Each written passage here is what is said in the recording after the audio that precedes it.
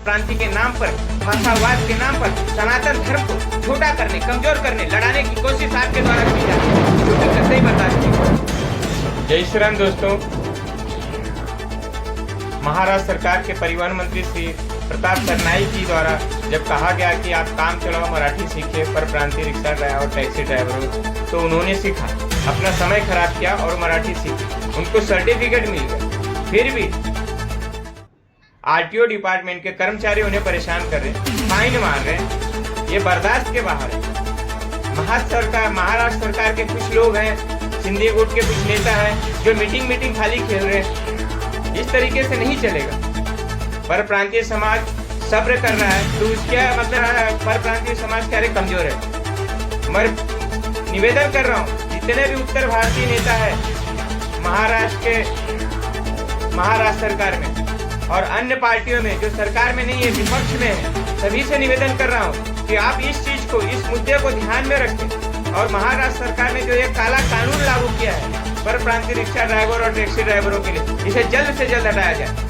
कोई होता है महाराष्ट्र के किसी भी कोने का कर्मचारी होगा, आप सभी को पता है कि हर 50 से 60 किलोमीटर में भाषाएं चेंज होती है। किसी भी प्रांत का कर्मचारी आके और वो जो मराठी बोलचाल की सीखा, उसे किसी भी भाषा में बात करेगा और कुछ भी प्रश्न पूछेगा तो रिक्शा ड्राइवर कहाँ से बता पाएगा।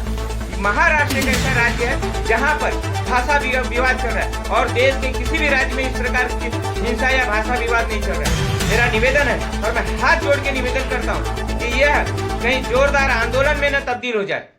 आपस में आपने महाराष्ट्र की संस्कृति को तार करने का काम किया, महाराष्ट्र की संस्कृति सभ्यता को आप क्या बर्बाद करने की कोशिश कर रहे हैं। महाराष्ट्र के नेताओं से भी निवेदन है कि आप होश में रहिए। इस तरीके से मैं हाथ जोड़ के निवेदन करता हूं महाराष्ट्र सरकार से और उत्तर भारतीय सभी नेताओं से, आप जो रोटी खा रहे हैं ना, उत्तर भारतीयों के बदौलत ही खा रहे हैं। और महाराष्ट्र के कुछ मराठी नेता भी हैं जो महाराष्ट्र में है, लेकिन उत्तर भारतीयों के नाते ही वो महाराष्ट्र सदन में जाके बैठे हैं या महानगर पालिका में जाके बैठे हैं। आप केवल महाराष्ट्र के लोगों को और परप्रांतीय लोगों को लड़ा रहे हैं, उनके अंदर विवाद पैदा कर रहे हैं, बाकी कुछ नहीं कर रहे हैं।